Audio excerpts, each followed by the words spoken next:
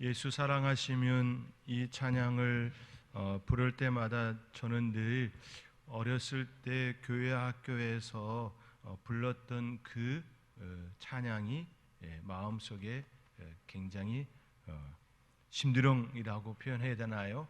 마음속에 울림이 있습니다.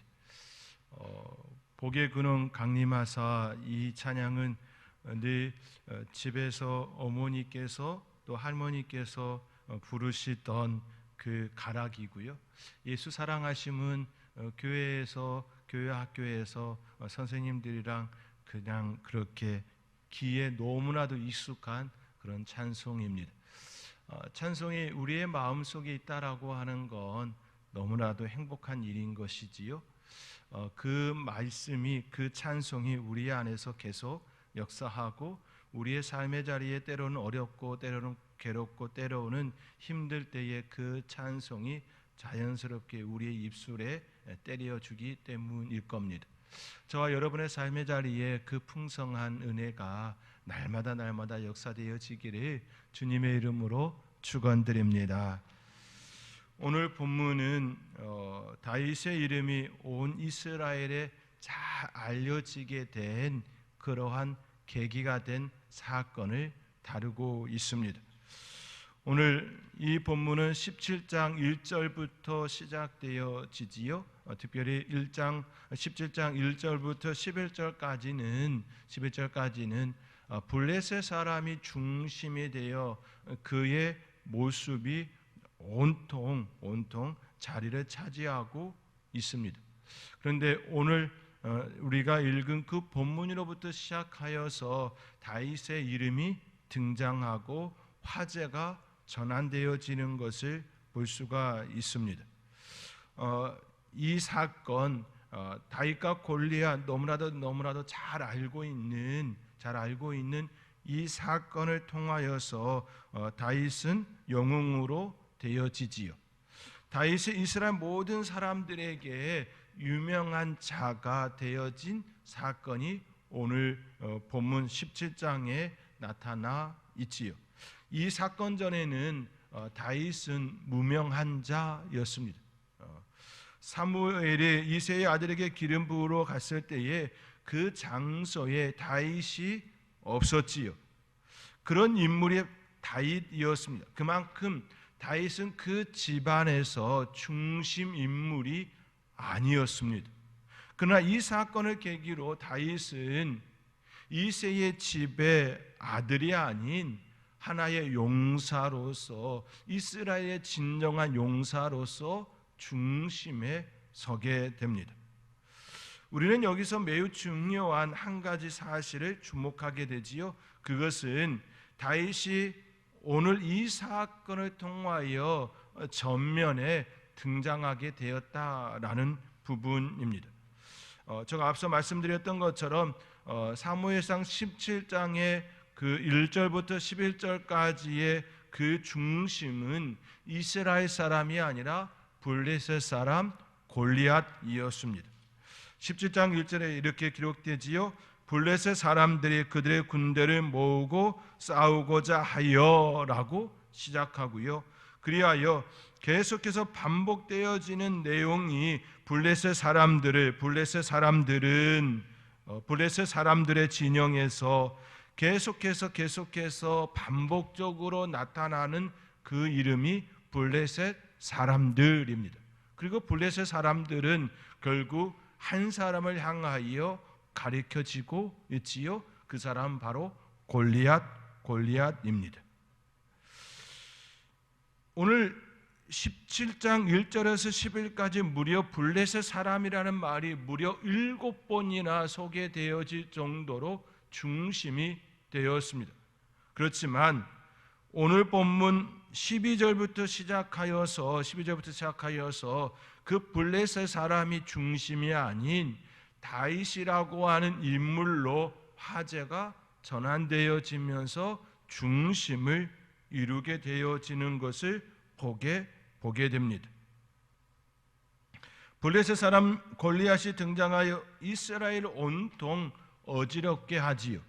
이스라엘은 그의 말을 듣고 놀라고 크게 두려워하였다라고 하는 내용이 바로 1절부터 11절까지의 중심 내용입니다. 11절에 보면 사울과 온 이스라엘이 블레셋 사람의 이 말을 듣고 놀라 크게 두려워하니라 라고 되어 있습니다. 그리고 오늘 본문 16절에 의하면 이렇게 기록되지요. 그 블레셋 사람이 40일을 조석으로 나와서 몸을 나타내었더라 라고 되어 있습니다. 40일 동안 아침 저녁으로 나와서 그의 몸을 나타내었고 그 사람이 모욕하는 조롱하는 그런 이야기를 끊임없이 나타내었다라는 것이지요. 무려 40일 동안 하루에 2번씩 그의 조롱을 듣고 있었다라는 말이지요. 이스라엘은 무기력하게 그렇게 있었다라는 내용을 다루고 있습니다. 뿐만 아니라 그 이야기를 들음으로 인하여 이스라엘 사람들이 두려워하고 도망갔다라는 내용도 다루고 있습니다. 24절에 보면 이스라엘 모든 사람이 그 사람을 보고 심히 두려워하여 그 앞에서 도망하며 라고 되어 있습니다. 40일 동안 블레셋 사람이 계속 아침 저녁으로 자신의 몸을 나타내고 나오라 너희 하나님 어디 계시냐 막 조롱의 말 그런 말들을 할 때에 이스라엘 사람들은 군사들은 두려움을 갖게 되어지고 심지어 도망갔다라고 하는 내용이 중심을 이루고 있다라는 내용이지요. 블레셋과 이스라엘과의 전투 현장에서 무려 40일 동안 골리앗의 조롱을 받고 있는 이스라엘은 그들의 마음은 어떠하였을까요? 말 그대로 그곳에 있는 이스라엘 용사들은 군사들은 다 이미 싸우기도 전에 패배자가 되었습니다. 아직 싸우기도 전에 이스라엘은 그 군사들은 패배자가 되었습니다. 그들의 시선이 골리앗에게 온전히 빼앗겼기 때문인 것이지요. 그런데 오늘 읽은 본문부터 주제가 전환되면서 블레셋 사람으로부터 다윗으로 화제가 전환됩니다.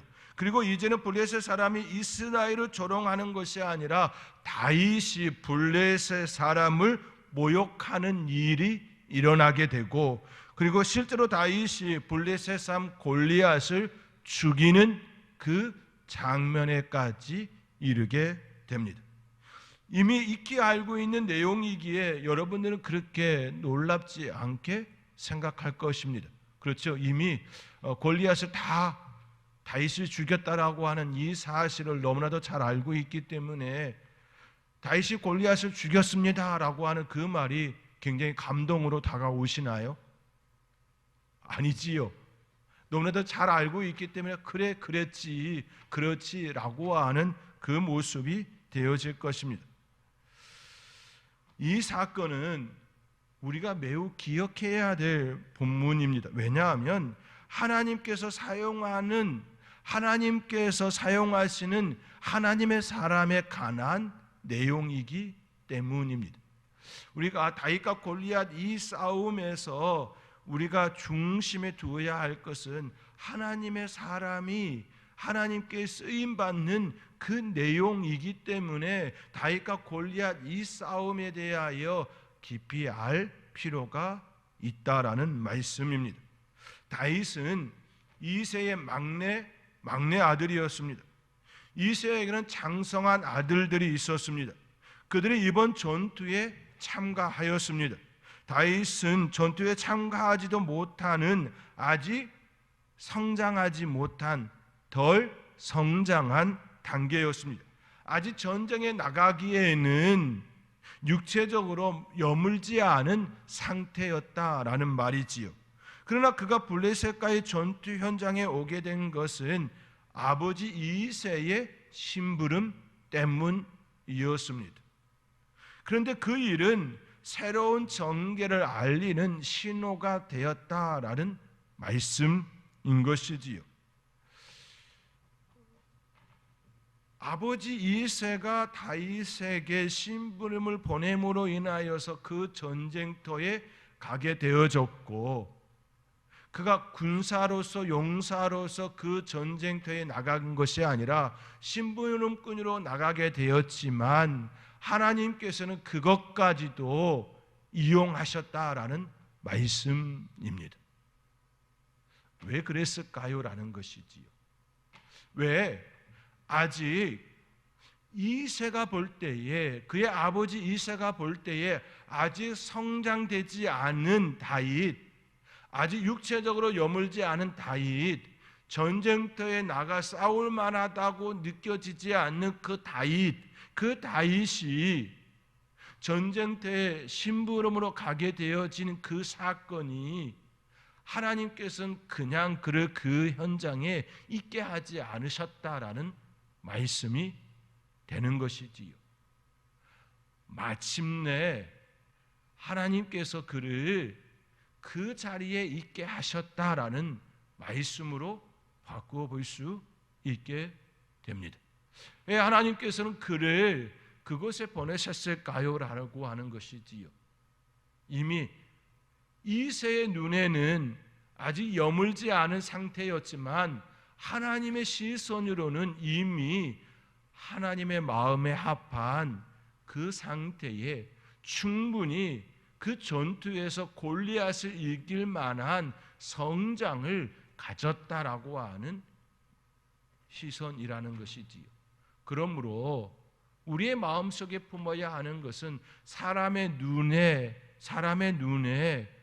드는, 사람의 눈으로 가름하는 그 모습이 아닌 하나님의 시선으로 내가 준비되어 있느냐, 하나님의 시선으로 내가 준비되어 있느냐, 되어 있지 않느냐가 중요하다라는 것이지요.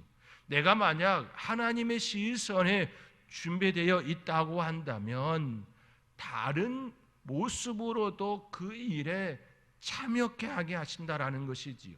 군사로서 용사로서 그 자리에 있지 않았지만 심부름꾼으로까지도 하나님께서 그 자리에 있게 하시고 그 일을 감당하는 자로 세우신다라는 말씀입니다.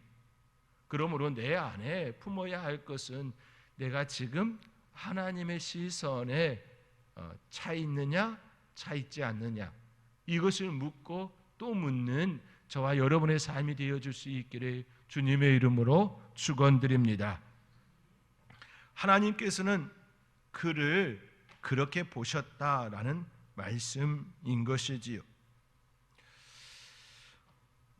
오늘 말씀 속에 또 우리가 좀 보아야 될 부분이 하나가 있지요. 그것은 다윗 안에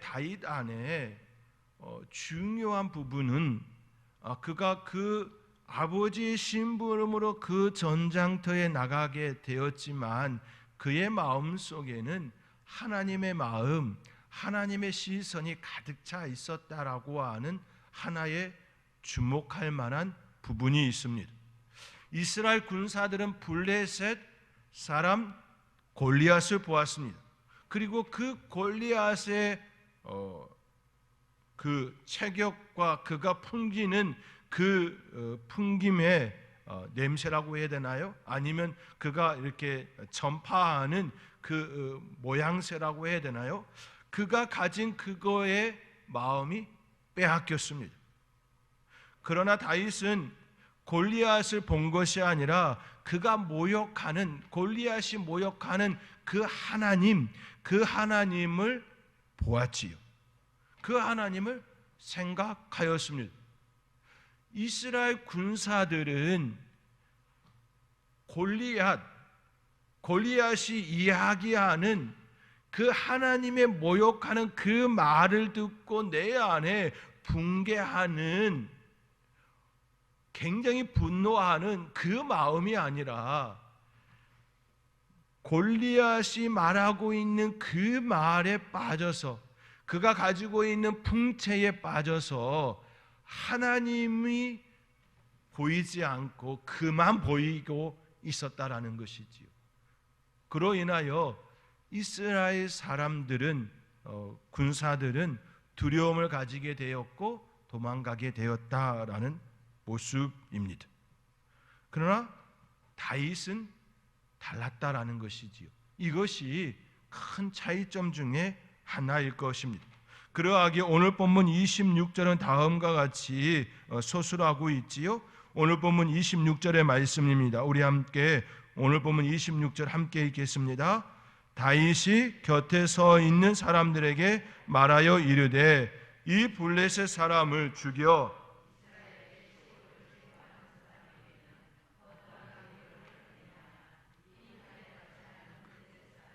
누구이기에 살아계시는 하나님의 군대를 모욕하겠느냐. 다윗은 곁에 서 있는 사람들에게 이야기합니다. 할례받지 않은 블레셋 사람, 할례받지 않은 블레셋 사람이라고 먼저 그의 입에서 톡 튀어나오고지요. 그리고 살아계시는 하나님의 군대를 모욕하는 그라고 하는 그런 말을 하고 있습니다. 그의 시선은 확실히 골리앗에게 있는 것이 아니라 하나님께 있음이 그의 말 속에 담겨져 있는 것이지요. 하나님의 시선으로 보니 그는 할례받지 않은 블레셋 사람인 것이고 그의 말은 하나님을 모욕하는 자였던 것이지요. 하나님께서는 그러한 다윗 편에 계셨습니다. 그리고 우리가 다 알고 있는 것처럼 다윗이 골리앗을 이기는 결과를 주셨습니다. 저와 여러분 가운데 우선적으로 이 사건을 통해 볼 때에 우리의 시선이 어디에 있는지를 볼 수 있어야 합니다. 우리의 시선은 환경이 아니라 하나님께 있는지를 보아야 한다라는 것이지요. 그러할 때에 하나님께서는 우리의 삶을 더욱 복되게 하시고 우리를 당신의 도구로 당신의 일을 하기 위한, 당신의 일을 성취하기 위한 그 도구로 우리를 사용하신다라는 말씀입니다. 그리고 그렇게 사용하심을 통하여 그분은 우리를 통하여 기쁨을 감추지 못하신다라는 말씀입니다. 그 은혜가 저와 여러분 가운데에 풍성하게 나타날 수 있기를 주님의 이름으로 권면드립니다.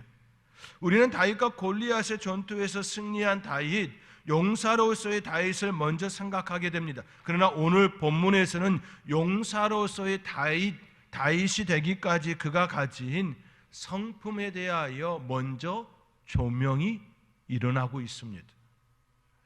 우리는 사무엘상 17장의 말씀을 볼 때에 다윗과 골리앗의 이 싸움을 통하여 용사가 된, 유명한 자가 된 다윗에 대한 시선을, 중심을 더 많이 두지요. 그런데 오늘 본문에 골리앗을 이기기 전 그가 가진 성품, 그가 가진 마음에 대하여 실은 사무엘상 저자는 더 먼저 다루고 있다라고 하는 측면이라는 것이지요. 그러므로 우리는 골리앗을 이긴 다윗을 볼 때에 용사된 자, 유명한 자, 그 관점에 앞서서 왜 하나님께서 다윗을 사용하셨는가, 그것에 대하여 우리가 우리의 마음을 먼저 두어야 한다라는 말씀입니다. 이새는 다윗에게 심부름을 보내지요. 그 심부름은 그의 형들의 안부를 묻고 돌아오라는 심부름이었습니다. 그 일을 감당함에 있어서 다윗은 게으름이나 나태함 또는 싫어하는 태도가 전혀 등장하지가 않습니다. 오히려 적극적으로 그 일을 하는 다윗의 모습을 엿보게 됩니다.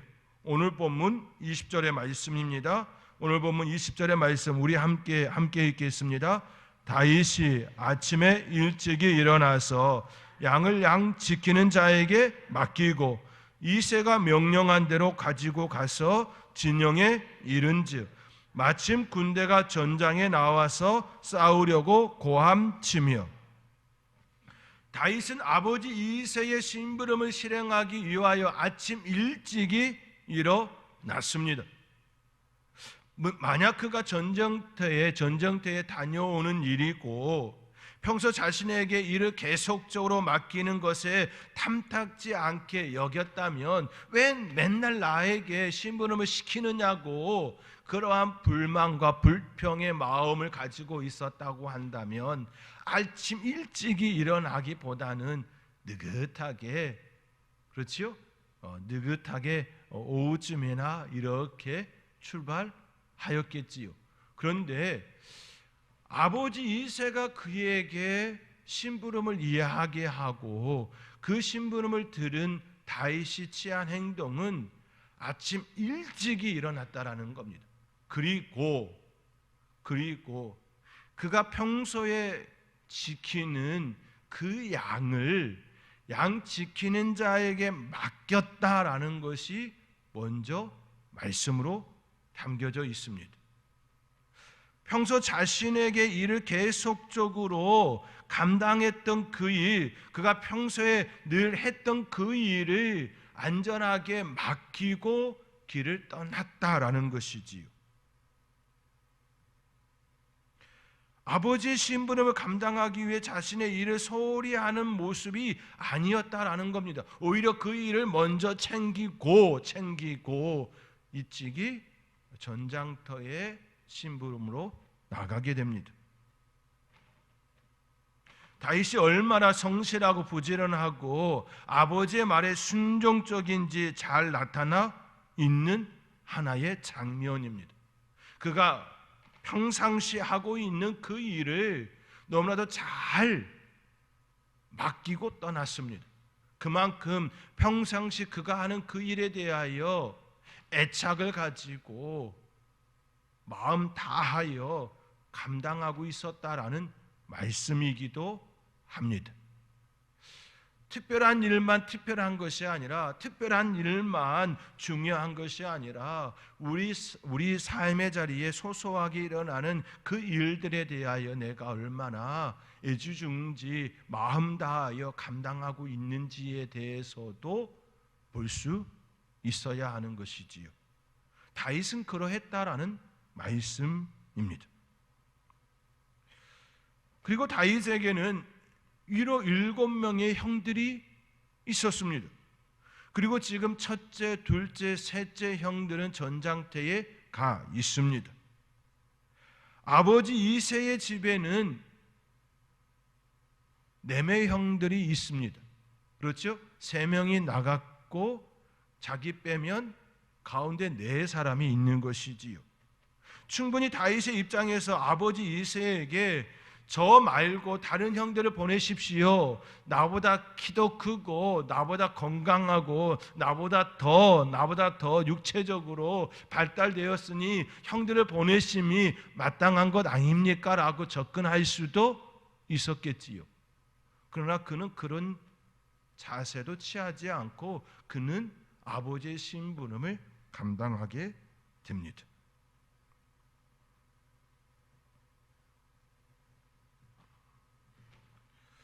우리는 여기서 한 가지 생각점을 갖게 됩니다. 그렇다면 왜 아버지 이새는 아직 다윗의 형들이 4명이나 그의 집에 있었는데 왜 다윗을 보냈을까입니다.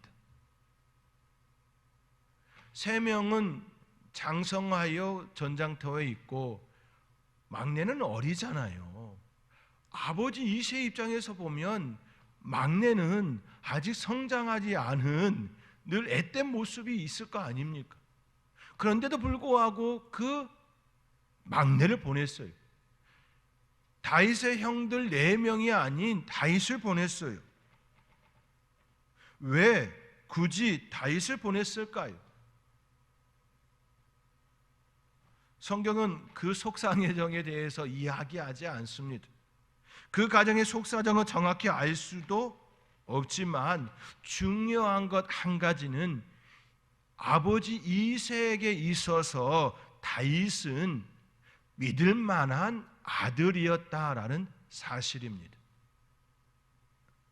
아직 전장터에 군사로 보낼 만한 그런 육체적 성장이 일어나지 않았을지 몰라도 아버지 이새의 입장에서 볼 때에 충분히 심부름을 할 만한 믿을 만한 아들이었다라는 것이지요. 다른 아들에 대해서 이렇다 저렇다 말하기에 앞서서 그에게 다윗은 믿을 만한 아들, 신분을 보낼 만한 충분한 일의 수행 능력이 있는 그 아들이었다라는 평가가 되는 것이지요. 이새가 다윗에게 다른 일들을 시켰을 때에 그 일을 잘 감당하였다라는 것을 이 본문을 통하여서 짐작해 합니다. 그것도 전쟁터에 형들이 안전하게 잘 있는지 안보를 확인하기 위하여 다윗을 보냈다라고 하는 이 사실 하나만으로도 이새가 다윗을 얼마나 믿을 만한 아들로 보고 있었는지를 엿보게 됩니다. 결국 신뢰할 만하다, 믿을 만하다라는 것은 평상시 그가 얼마나 일을 충성스럽게 하였는지 알 수 있는 대목입니다. 또한 그 일들을 감당할 만한 능력도 지혜도 용기도 있었음을 그의 아버지의 심부름을 통하여서 엿보게 됩니다. 이새에게 있어서 아들 다윗은 막내이지만 믿을 만한 아들이었습니다. 그리고 다윗은 그의 아버지의 심부름을 위해 아침 일찍이 일어나 그 일을 감당하지요. 우리는 여기서 다윗의 됨됨이, 다윗의 성품, 다윗의 인격을 보게 됩니다. 왜 하나님께서 다윗을 선택하셨는지, 왜 하나님께서 다윗에게 골리앗을 이길 수 있는 그 힘을 주셨는지,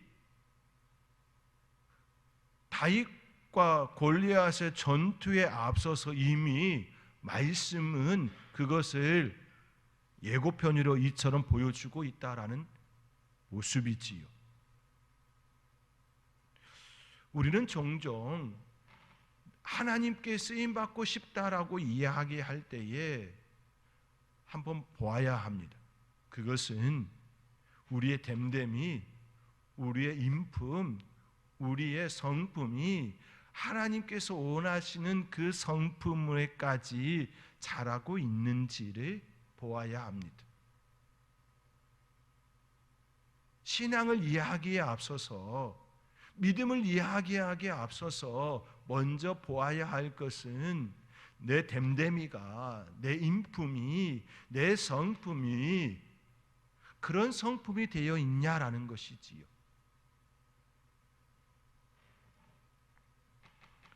다윗,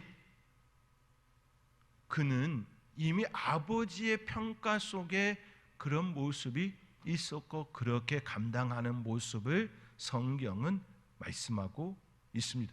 그런데 이 말씀을 세세하게 풀어서 이야기하지는 않습니다.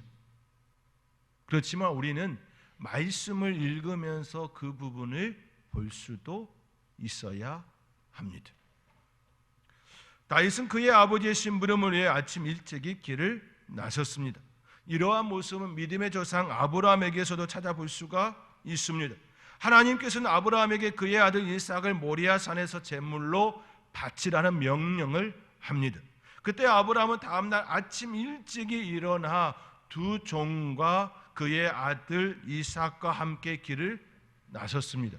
그 길은 3일 길이었습니다. 하루 이틀 사흘 3일 길이었습니다. 아들 이삭을 번제로 드리기 위해 가는 길입니다. 자기 아들을 죽이기 위해 누가 아침 일찍이 일어나 길을 나서겠습니까? 그런데 아브라함은 아침 일찍이 두 종과 그의 아들 이삭과 함께 길을 나섰습니다. 그 이유는 자기의 하나님, 그 하나님을 믿었기 때문이지요. 여러분, 제가 여러 번 말씀드렸던 것처럼 아브라함에게는 하나님에 대한 믿음이 그간의 훈련을 통하여, 그간의 연단을 통하여 일어났습니다. 그 아들 이삭을 통해 하늘의 별과 같이 바닷가의 모래와 같이 많게 하시겠다라고 하는 하나님께서 그에게 주신 약속의 말씀을 이제는 믿게 되었습니다. 만약 그 아들 이삭을 죽인다면 다시 살리실 거라고 하는, 다시 살리시는 그 하나님, 부활의 영광을 주실 그 하나님을 보았다라는 것이지요. 아브라함이 아침 일찍이 길을 나선다라는 것은 결국 믿음의 행보였습니다. 다윗도 아버지 이새의 말에 순종하기 위해 아침 일찍이 길을 나섰습니다. 그 역시 자신을 믿고 신분을 보내는 아버지의 그 확신, 믿음이 있었음 또한 볼 수가 있습니다. 나를 신부름을 보낼 만한 그런 아들이 되었구나라는 그 마음으로 일찍이 떠났다라고 여겨지게 되는 것이지요. 또한 자신의 길을 인도하실 그 하나님을 믿었다라는 것이지요. 뒤에서도 볼 수 있지만 그가 평상시 양을 지킬 때에 하나님께서 그와 함께 하셨던 그 하나님을 고백합니다. 결국 그가 아침 일찍이 길을 나섰다라고 하는 건 아브라함이 보여주었던 그 믿음의 행보와 같이 아버지, 그 이새가 자기를 믿어주는 그 믿음뿐만 아니라 평상시 하나님께서 그와 함께 하셨던 그 하나님을 믿었다라는 말씀이 되는 것이지요. 결국 그 믿음으로 그가 길을 나서게 되었고, 우리가 아는 것처럼 골리앗을 이기는 승리가 그에게 주어지게 되었습니다. 사랑하는 성도 여러분, 다윗의 승리는 결국 믿음의 승리입니다. 다윗의 승리는 결국 좋은 성품을 따라 주어진 결과였습니다. 그 성품은 하나님을 신뢰하는 삶의 자리에서 계속해서 축적되어진 결과였습니다. 저와 여러분의 삶의 자리에 다윗과 같이 그러한 모습이 풍성하게 일어날 수 있기를 주님의 이름으로 축원드립니다. 기도하겠습니다.